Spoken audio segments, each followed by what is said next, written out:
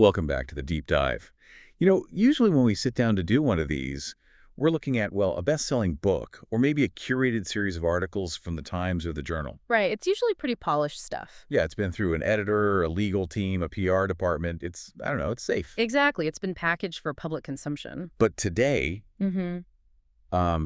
today is different. I opened up the file for this episode, this document titled Manal P's Market Intelligence. And I honestly felt like I just walked into a crime scene. A crime scene. That is a very specific vibe. It is. It's dense. It's messy. It's full of these charts that look like they were made in Excel 95. It doesn't feel like a newsletter. No. It feels like the blueprints for a machine that I didn't even know was running the world. It's intimidating. And frankly, looking at the page count, I wasn't even sure where to start. Well, I think it's supposed to be intimidating. What you're looking at isn't really news. It's forensic analysis. Forensic analysis, okay. Manal Mehta isn't trying to tell you what happened yesterday. He's trying to, strip the drywall off the economy and show you the wiring underneath. And the wiring is a lot messier. Oh, a lot messier. And frankly, a lot more dangerous than I think most people realize. Hidden wiring. Yeah. That's really the theme for today, isn't it? Because on the surface, I turn on the TV, I see a press release, I see a stock price move. That's the story. Mm-hmm. But this document is arguing that the real mechanics, the things that are actually moving the trillions of dollars, they're happening in places we aren't even looking. We call them second-order effects. Okay, so set the table for us. What is the difference between what I see on CNBC and a second-order effect? Yeah. Because to me, news is news. Okay, think of it like a game of pool. The first-order effect is hitting the cue ball. Everyone sees the cue ball move. Right, that's the headline. That's the headline. Fed rates go up or new law passed. Everyone reacts to that cue ball. But the second-order effect is where the cue ball hits the rail, bounces off, hits the 8-ball, and sinks it in the corner pocket while everyone is still staring at the cue stick. And usually by the time the 8-ball sinks, everyone has completely forgotten about the cue ball. Exactly. And that is where the alpha is. That is where the money is made or lost. And today, we are going to look at some really wild ricochets. Okay. We're going to talk about how a staffing shortage in a D.C. government office might be the reason you should short a movie studio in Hollywood. Which sounds completely insane. It does. We're going to talk about why the physics of electricity in rural Missouri is stopping the AI revolution dead in its tracks. Wow. And later, we're going to get into something called the Ozempic economy, how a weight loss drug isn't just changing waistlines, it's bankrupting fast food chains and forcing fashion retailers to change their entire inventory strategy. And the robots. You promised robots. Robots building robots. We absolutely have to get to that. Before we dive into all this wiring, though, we have to put a warning label on this bottle, this document. I mean, it's not neutral, is it? Not at all. Not even close. Mehta names names. He has very specific, very aggressive investment theses. And yeah, some of them are politically charged. I saw that. He talks about MAGA bases and woke capital and DEI mandates. All of it. So just to be crystal clear for everyone listening, we are not here to endorse the politics. No, absolutely not. We are here to be mechanics. We want to take the engine apart and see why he thinks these things are connected. Right. Whether you agree with the politics or not, the market reaction he is describing is real. We're just here to trace the logic. Fair enough. Let's open the hood. Section 1. He calls this the macro synthesis, but honestly, it reads more like a battlefield map. It does. And the first big concept he introduces is something called the regulatory whiplash trade. Whiplash is the perfect word. Because if you're an investor right now, or even just a business owner, you're trying to answer one basic question. Is this administration pro-business or is it anti-business? And usually, that's a pretty easy answer. You look at the tax rate, you listen to the speeches. Republicans are usually pro, Democrats are usually more about regulation. That's kind of the heuristic. Right, but Mehta argues that if you're even asking that question, you're already losing. He says the strategy isn't pro or anti. The strategy is incoherence. Incoherence? You mean they just don't know what they're doing? Or that the chaos is the point. Or maybe it's just an unavoidable result of how the government is currently staffed and functioning. He calls it arbitraging ideological incoherence. That is a mouthful. Yeah. Arbitraging ideological incoherence. Okay. Oh, break that down. What does that actually look like in practice? It looks like a split screen. On one side of the screen, you have what he calls the bad lists. The bad list. Okay. These are agencies that are effectively at war with the very industries they regulate. The FDA, the FCC, the FTC. Give me an example of at war, because usually regulators are just, I don't know, annoying. They add paperwork. They aren't usually at war. Okay, look at the Moderna case. This is a prime example from the document. Moderna developed an mRNA flu vaccine. Now, Moderna is a darling of the biotech world, right? They basically saved us during the pandemic. Their tech is proven. Right. They're the golden child. Absolutely. So they submit their flu vaccine data to the FDA, standard procedure. And the FDA issues a refuse to file letter. I'm not a pharma expert. Is that normal? It is the regulatory equivalent of a door slam in your face. Wow. Usually the FDA sends what's called a complete response letter, and that says, hey, we reviewed your data, we have some questions, maybe run this study again. It's a dialogue. It's part of the process. Right. It's a conversation. A refuse to file says we're not even going to open the envelope. Because they didn't even read it. Is that what it implies? It implies the application was so deficient it wasn't worth the paper it was printed on. But Mehta's argument is, come on. Moderna didn't suddenly forget how to file paperwork. They have armies of people who do nothing but file paperwork. He argues this wasn't a scientific judgment. It was a signal. It was the FDA shifting the goalposts to show dominance over a sector that had, in their view, gotten too powerful. So if I'm a biotech investor and I'm sitting there looking at my spreadsheets and my clinical trial data, none of it matters. It's all worthless. Exactly. Because the risk isn't the science anymore. The risk is a bureaucrat with a grudge. And that makes the sector, in his words, uninvestable based on traditional metrics. You can't model for spite. Okay, so that's the bad list. Agencies basically weaponizing the rules. But you said it was a split screen. Who was on the good list? Anything touching AI. Of course. It always comes back to AI. While the FDA is slamming doors, the White House AI task force is basically rolling out a red carpet. They are telling the SEC, the Department of Commerce, everyone, clear the runway. Why? They view AI as a national security imperative against China. So they want growth at all costs. So it's total schizophrenia. If you're making a vaccine to save lives, you get crushed.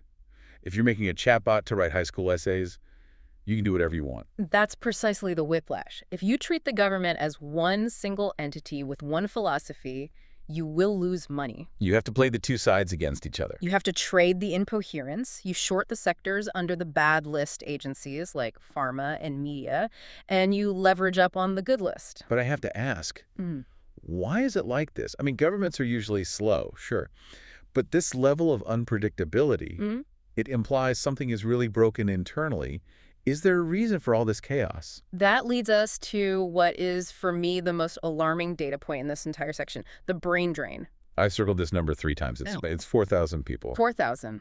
Mehta notes that over 4,000 PhD-level experts have left federal agencies like the NIH, the EPA, and NOAA in just the last few years. Just walked out. Retired, quit, moved to the private sector. We are talking about the institutional memory of these agencies. Think about a guy at the EPA who has been there for 30 years. He knows why the regulations were written the way they were back in 1990. He knows the science. He knows the legal precedents. You take him out of the building, who replaces him? I'm guessing not another 30-year veteran. No. It's a 25-year-old political appointee or, a junior staffer who just graduated. And that explains the refuse to file letters, that kind of arbitrary power. It explains the arbitrary nature of it, exactly. When you lose the experts, you lose the nuance. You get regulations that are just blunt instruments. You get ideological enforcement because the people left don't know the technical details well enough to regulate based on science. They only know how to regulate based on politics. That's all they have. That is terrifying. It's like letting a med student perform open-heart surgery because the chief surgeon quit. And the market absolutely hates that kind of uncertainty. So the second order effect of the brain drain is that entire sectors become toxic assets just because the regulator has lost its mind, literally lost its brain. Okay, so that's the chaotic view from Washington. That's sort of the software of the country failing. But there's another battle happening, and this one feels much more physical. It is. The document calls it the Great Decoupling. This is where the digital world smacks right into the real world. We all know the narrative. AI is taking over. We need more chips, more data centers, more everything. Right. NVIDIA is the most important company on Earth. We hear that every single day. But Mehta points out a conflict that really nobody is talking about. He calls it AI dominance versus the base. It's a political base. Yes. Look at where these data centers need to be built. They need cheap land and absolutely massive amounts of power. Go. Where do you find that? You don't find it in downtown San Francisco. You find it in rural America. Places like Independence, Missouri. Okay, I've been to Independence. It's President Truman's hometown. It's historic. It's quiet. It is not exactly Silicon Valley. And that is precisely the problem. The national agenda, the deep state, if you want to use Mehta's language, wants to drop a hyperscale data center right there. What he calls a concrete monolith. A concrete monolith. I can see the conflict coming. Hold on. Usually towns want development, right? They want the tax revenue. They want the jobs. Do they? I mean, imagine you live there. You're a local voter. Maybe you're conservative. You hear National Security AI Project. But what you see is $1 billion concrete block. Yeah. It uses more water than your entire town. It drives up your electricity rates because it's sucking down megawatts from the grid. And here's the real kicker. How many people does it employ? I actually don't know that. A factory employs thousands. A data center. Maybe 50 people. 50. At most. Just enough security guards and HVAC technicians to keep the lights on and the servers cool. It's almost completely automated. So the value proposition for the local community is zero. In fact, it's negative. You get the noise, you lose the water, you pay higher electric bills, and you get no jobs in return. So what happens? The base rebels. Exactly. Local zoning boards start denying permits. County commissioners get voted out if they support the project. It's a grassroots uprising against the cloud. So the bottleneck for AI isn't the chips. I mean, everyone is obsessed with whether TSMC can print enough chips, but you're saying the bottleneck is a zoning board meeting in Missouri. It's zoning and megawatts. That is the phrase Mehta uses over and over. The demand for compute is infinite, but the supply of power and local goodwill is very, very finite. That is a classic second-order problem. You can have the best software in the world, but if you can't plug it into the wall, it's worthless. So how do you trade that? If I can't build the data center, who wins? You pivot to the scarcity. If power is the bottleneck, you own the power. Simple as that.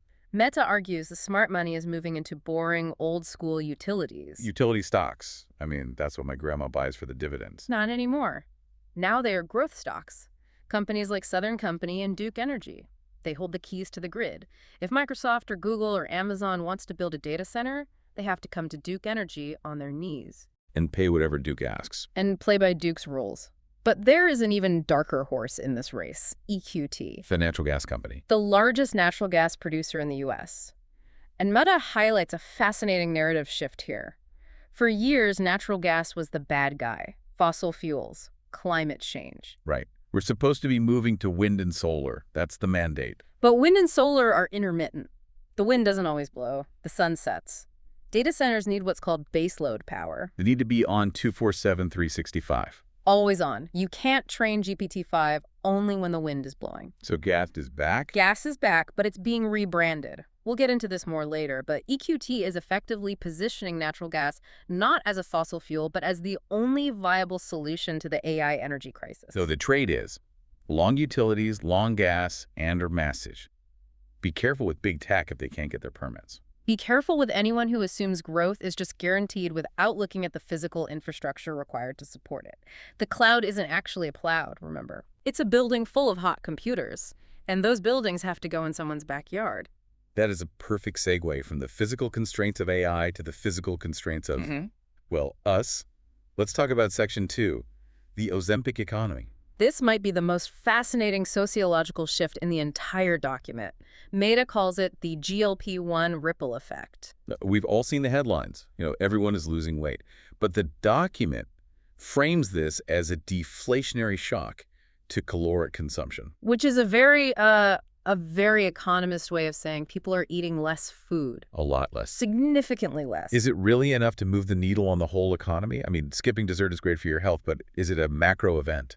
It is, when you look at the supersized business model that has dominated America for decades. Think about the last 30 years of American food service. What was the value proposition? More for less. The big gulp. The endless breadsticks. The all-you-can-eat buffet. Exactly. Volume.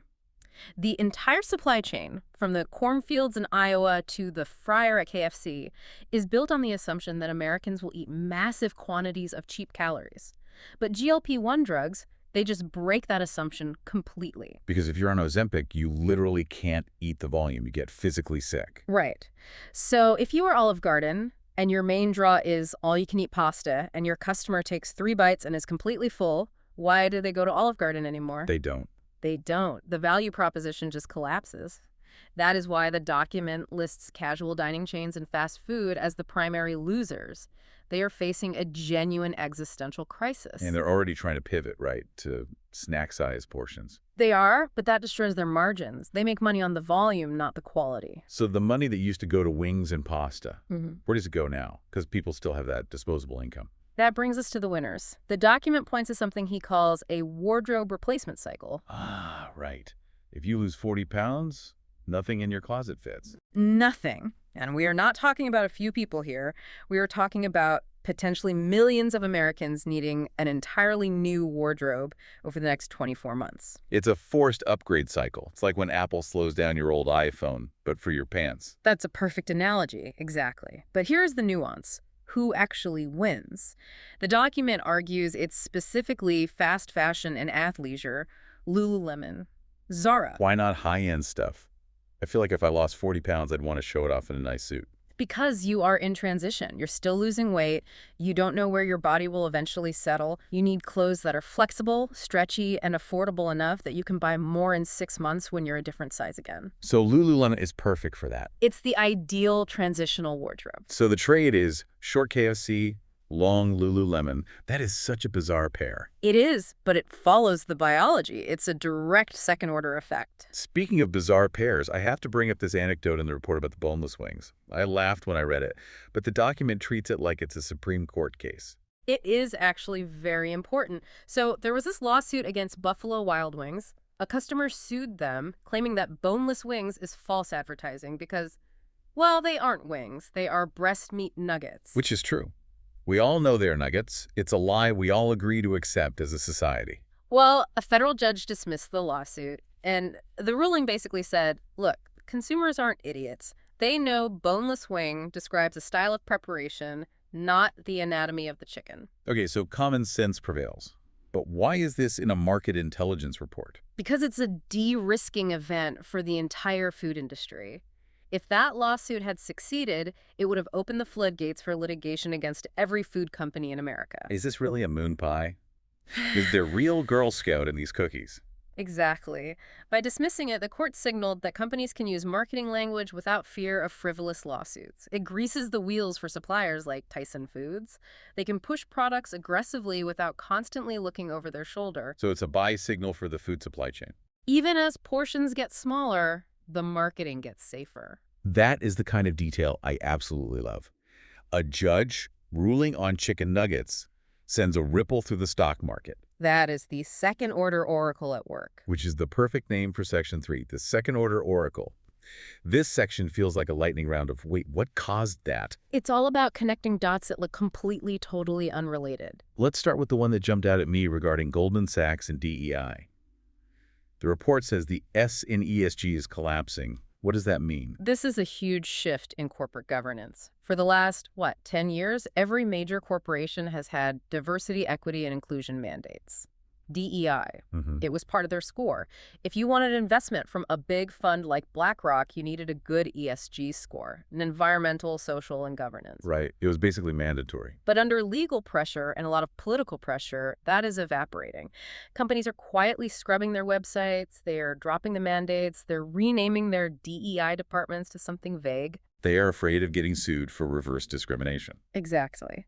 But the second order effect isn't just social, it's financial. If the social part of ESG goes away, how do you even grade these companies anymore? The funds that track ESG metrics are losing their compass. It changes how trillions of dollars are allocated. So if you don't have to hire for diversity, Maybe you hire differently. Or maybe you just stop reporting the data altogether. it's the end of an era for woke capital, as the document calls it. It is a full-scale retreat to pure profit maximization, stripped of the social mission, for better or worse. Okay, what about this one regarding luxury fashion? Luxury's downward migration. The document mentions designers leaving Givenchy and Dior to go to Uniqlo. And Gap. I'm sorry, but Uniqlo's where I buy my socks. It's not where I go for high fashion. That just doesn't compute for me. But look at the trend. The document argues that high fashion has, in many ways, become a scam. It's a logo game. Right. You buy a Balenciaga hoodie, not because it's a well-made hoodie, but because it says Balenciaga on it. The actual design is almost irrelevant. It's just merchandising with a high price tag. Exactly. So the actual designers, the people who want to cut cloth and create silhouettes, they're bored. They are leaving the luxury houses because they want to make clothes that people actually wear. So they are going to the mass market. So Uniqlo becomes the new high fashion because that's where the actual talent is going. In a way, yes. It suggests a democratization of design. If the best talent is moving to the mass market, then the massive premium you pay for a luxury label becomes even harder to justify. It's bearish for luxury stocks, short LVMH, but bullish for mass market retailers who are scooping up this talent. Fascinating. Okay, now I want to talk about Japan. The source mentions a $550 billion pledge to U.S. infrastructure. This is what the document calls tariff diplomacy. Tariff diplomacy. Japan is terrified of new U.S. tariffs. So, to get ahead of it, to appease the U.S., they pledged $500 billion to invest in U.S. projects. They are paying protection money. Effectively, yes. But here's the second-order problem. Japan doesn't just have $550 billion sitting in a checking account. To send that money to the U.S., they have to sell their own assets. Or they have to print it. Either way, it puts immense pressure on their system. And that triggers the widowmaker trade. Right. The Japanese government bond, the JGB market. Traders have been trying to short JGBs for decades, calling it the widowmaker because the Bank of Japan always crushes them. They use yield curve control. They refuse to let interest rates rise. But if $550 billion leaves the country, the dam might finally break. The document argues this capital flight is just too big to mask this time. And if the Japanese bond market breaks, if they lose control of their interest rates, that is a seismic event for global finance. So Japanese rates go up. Global rates go up, everything is connected. So buying a bridge in Ohio might bankrupt the Central Bank of Japan. That is the interconnected world we live in. That's the hidden wiring. And finally, in this section, we have to circle back to energy poverty. We mentioned EQT earlier, but I missed the connection with the Rockefeller Foundation. This is a narrative flip that is honestly brilliant in its cynicism. Okay. The Rockefeller Foundation has historically been very green, very anti-fossil fuel. Right. They're the old oil money trying to repent for their sins. Exactly. But EQT's CEO has teamed up with them on a new initiative. And the framing isn't gas versus climate anymore. The new framing is gas versus poverty. How does that work? The argument goes like this. There are billions of people in the developing world who have no electricity. That is immoral. The only way to get them electricity fast and cheap is natural gas.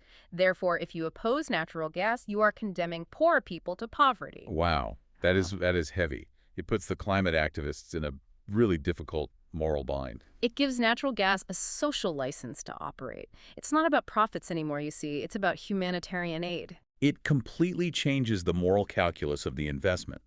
If you are an ESG investor, suddenly gas isn't bad. It's socially necessary. And that secures demand for EQT and other natural gas producers for the next 30 years. Man. Okay, let's move on to Section 4, the Intelligence Bureau. This part of the document feels like we're looking over the shoulder of a private investigator. It focuses heavily on media wars and forensic accounting. Yeah, the media wars section is dominated by the chaos surrounding Paramount. There is a bidding war involving Warner Bros. Discovery, but the real story, again, is the regulatory environment. The equal time rule. I saw the note about Stephen Colbert. Yes, Colbert criticized his own network, CBS, on air, which is a bold move. Very. CBS canceled an interview with a Democratic politician. And why? Because they were terrified of the FCC's equal time rules. They didn't want to trigger a requirement to give equal airtime to the opposing candidate. So they just silenced everyone to be safe. They silence themselves. And the source argues this is a chilling effect. The regulatory environment for broadcast media is so hostile right now. If you hold a broadcast license like CBS, ABC, NBC, you are uniquely vulnerable. You have to self-censor to protect that license because you know the FCC is watching. So the trade is to short broadcast media. Yes. Short companies like Paramount, P-A-R-A, because they are fighting with one hand tied behind their back. Meanwhile, look at Netflix. Look at YouTube. Do they have broadcast licenses? No. They're just tech platform. So the FCC can't touch them in the same way. They can air whatever they want. That is a massive, massive competitive disadvantage for the legacy players. So it's not just cord cutting that's killing TV. It's the regulators. Okay, let's look at the forensic watch list. These are specific stocks where the source sees smoke. The first one is Hasbro, HAS, the toy company. What's wrong with Hasbro? Is Dungeons & Dragons not selling? It's simpler and much more classic than that. It's insider selling. The CEO has been selling stock aggressively near the 52-week highs. Ah, the classic signal. I know something you don't. Usually when the boss is selling, it means they think the stock has peaked. It's a very bearish signal. If the captain is quietly getting into the lifeboats, he probably shouldn't be buying a ticket for the cruise. Fair point. Then there is MBIA. MBI, this is a deep cut. They are a bond insurer involved in Puerto Rico's debt. This is a complex one, but it's fascinating. MBIA insures the bonds for Puerto Rico's power authority. Puerto Rico went bankrupt. MBIA is on the hook for billions. So why is it on the watch list? Sounds like a disaster. Because the source sees a binary event coming. There is a Supreme Court case, Trump v. Slaughter, that could dissolve the oversight board in Puerto Rico. Plus, and this is the key part, there are allegations of hidden cash. Hidden cash. Yeah. I love that phrase. Where? Under a mattress in San Juan. Inside the accounts of the Puerto Rico Electric Power Authority, the source argues they have way more liquidity than they are admitting to. If the court case breaks the right way and that cash is revealed, MBIA, which is trading for pennies on the dollar, could skyrocket. It's basically a lottery ticket. A very complicated lottery ticket. A very complicated one. And the last one on the watch list, Wells Fargo. This one is purely about human capital signals. Okay. The source has been tracking social media chatter on Reddit, on Blind, on Twitter. They're seeing a huge spike in talk about PIPs. PIPs. Performance improvement plans. The corporate polite way of saying, you're about to be fired. Exactly. And layoffs. The source suggests this chatter is anomalous. It's much higher than normal. It suggests there are hidden cost pressures inside the bank that haven't been announced yet. If the employees are freaking out online, the next earnings report might be really ugly. That is true forensic analysis. Listening to the digital water cooler talk to predict the stock price. It's often more accurate than the analyst reports because the employees are always the first to know when the ship is taking on water. Okay, we are going to pivot hard now. We are leaving the world of finance and entering the lab. Section 5 is Frontier Science and Killer Experiments. And I have to say, for a financial document, this got incredibly technical. This is the deep science part of the report. And what I love about this section is that it doesn't just report on new drugs. It proposes combining disparate scientific papers to create entirely new therapies. It's constructive science. Let's start with cancer. The source talks about cold tumors. What is a cold tumor? A cold tumor is a cancer that the immune system just ignores. The tumor effectively builds a wall around itself or puts on a cloak of invisibility. Your T cells, the soldiers of your immune system, they just walk right past it. So even if you boost the immune system with a drug, it doesn't matter because it can't find the target. Exactly. And when we try to drug these tumors directly, they are clever. They develop resistance. They mutate. They find a way around it. So what is the solution? The document mentions a target-resist immune framework. It proposes a triple combination of drugs. You use an FGFR inhibitor and a PI3K inhibitor. Okay, that's alphabet soup. What do those do in plain English? Think of the tumor as a bunker. The FGFR and PI3K inhibitors don't just stop the bunker from growing. They actively change the environment around the bunker. They lower the shields. They essentially make the tumor hot again. So they unmask the enemy for the immune system. Yes. And once the tumor is visible, once it's hot, you hit it with the third drug, a PD-1 inhibitor. This is the release the hounds drug. It takes the brakes off the immune system and tells it to attack. So step 1, strip the camouflage. Step 2, full-scale attack. Exactly. It turns a cold tumor hot. It's not just about killing the cancer. It's about recruiting your own body to finish the job. The source argues this specific combination is the holy grail for resistant cancers. That sounds incredibly promising. Yeah. But the one that really blew my mind, and to be honest, terrified me a little, was the Alzheimer's research, zRNA. This is a potential game changer. For years, all the Alzheimer's drugs have focused on tau tangles or amyloid plaques. You've heard those terms. Yeah, the sticky gunk that builds up in the brain. But those drugs keep failing, one after another. This source identifies something upstream, something that happens before the plaque even forms. It identifies something called Z-form RNA. Z-form RNA. It sounds like something out of a zombie movie. It kind of acts like one. Normal RNA is a twisted ladder, right? The zRNA is twisted the wrong way. And when the cell sees this malformed zRNA, it triggers an alarm system called ZBP1. And what does the alarm do? It triggers something called necroptosis. That sounds bad. It is. It's not just cell death, it's cell explosion. The neuron literally detonates. And when it explodes, it spews inflammation everywhere, which then triggers the neighboring neurons to explode. It's a chain reaction. So the brain is literally blowing itself up in slow motion. That's the theory. So the source says, forget the plaque. You have to stop the explosion. You need a ZBP1 inhibitor. Okay, so just make a pill that blocks ZBP1. Problem solved. If only it were that simple. The problem is getting the pill into the brain. The blood-brain barrier is the toughest security wall in nature. It keeps almost everything out, including most drugs. So how do we get in?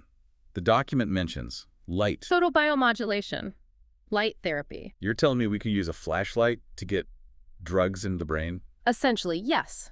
The source proposes a killer experiment. You inject the ZBP1 inhibitor into the bloodstream. Then you use a specific wavelength of near-infrared light on the skull. The light causes the blood-brain barrier to temporarily relax. It opens the gates just a crack. It's a Trojan horse. The drug slips in. Then you turn off the light, and the barrier closes behind it. The source calls this a multi-billion-dollar opportunity. If you solve delivery, if you can turn the lock on the blood-brain barrier, you solve the hardest problem in neuroscience. That is science fiction becoming reality. Yeah. That's incredible. And there was one more cancer concept, leukemia, epigenetic priming. This is so clever. Leukemia cells are tricky because they are diverse. They all look different. It's hard to find a drug that kills all of them because they don't all have the same target on their back. It's a guerrilla army, not a uniformed army. Perfect analogy. Correct.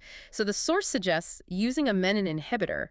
This drug doesn't kill the cancer directly. It forces all the different cancer cells to put on a uniform. What do you mean by that? It forces them to express a specific antigen on their surface called CLEC12A. I like the uniform analogy. So you force the enemy soldiers to all put on bright red coats? Exactly. You force them to reveal themselves, and once they're all wearing the CLEC12A uniform, you hit them with a CAR-T therapy or a vaccine that is designed to attack only the red coats. It turns a guerrilla war into a conventional war where you can see exactly who to shoot. It turns a complex, messy cancer into a single, easy target. It's a 1-2 punch.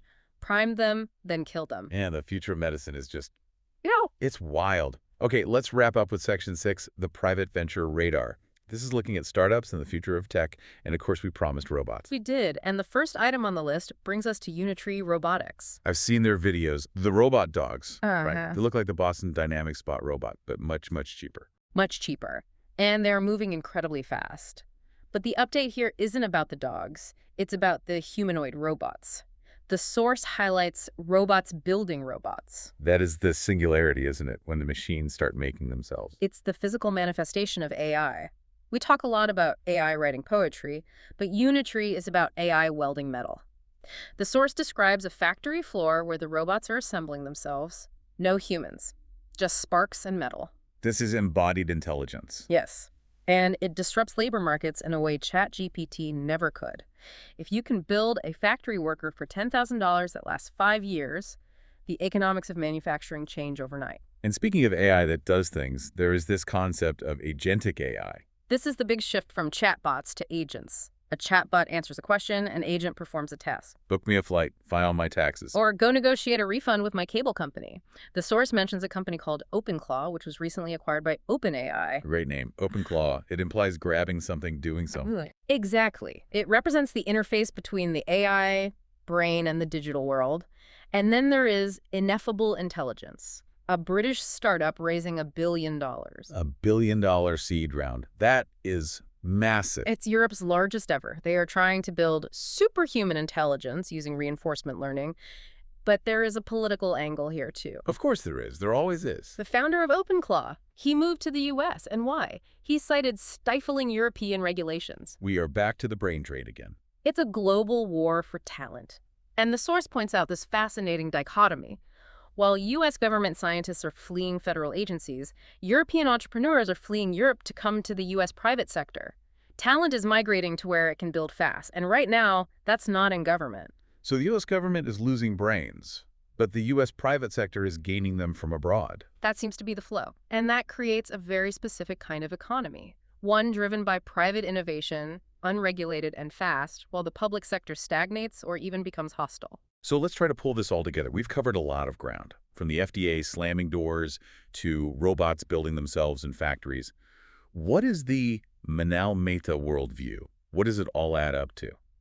It is a world of stark divides. It's not a smooth world. You have regulatory chaos in D.C. versus hyperspeed innovation in Silicon Valley. Okay. You have a population restricting calories with Ozempic versus an economy built on mass consumption.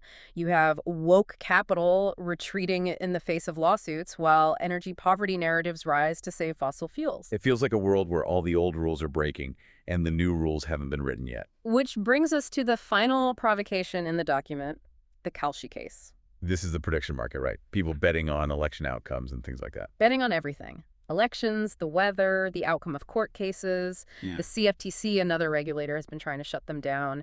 Nevada is suing them, saying it's gambling. Kalshi says it's finance.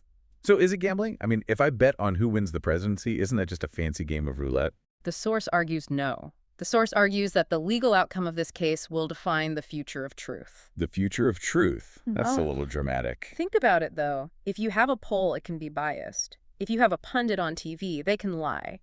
But if you have a market where people are putting real money down, that price is a signal. It's a truth serum. Because money doesn't lie.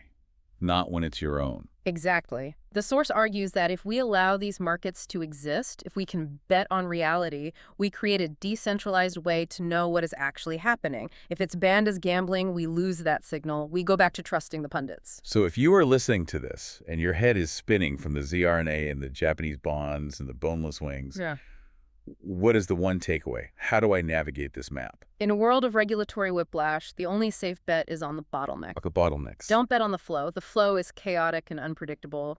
Bet on the choke point. Give me the list. What are the choke points? Okay, 1. The power line going into the data center in Missouri. If they don't get power, AI doesn't run. Own the utility. Sure. 2. The blood-brain barrier. If the Alzheimer's drug can't get into the brain, it doesn't work. Own the delivery mechanism. Sure. 3. The zoning permit. The broadcast license. Find the single thing that is stopping everything else and own it. That is where the value is. The choke point. I love that. It's cynical, but it makes a lot of sense. It's the only way to survive the second-order effects. Well, this has been a fascinating deep dive into the hidden wiring of the market. I'm certainly going to look at my Uniqlo shirt and my chicken nuggets a little differently now. And maybe check the zoning laws in your neighborhood. Definitely. As always, thank you for listening. Look for those second-order effects in your own industry. You might be surprised what you find.